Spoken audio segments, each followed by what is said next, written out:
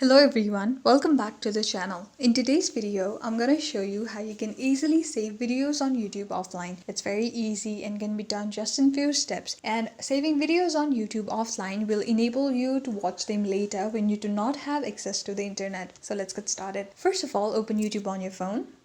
And then choose the video that you want to save offline. I'm just going to go ahead and choose a random one. And a little below the video, right next to the like, dislike and share button, you will see the download option. Click there and wait for a while for it to download.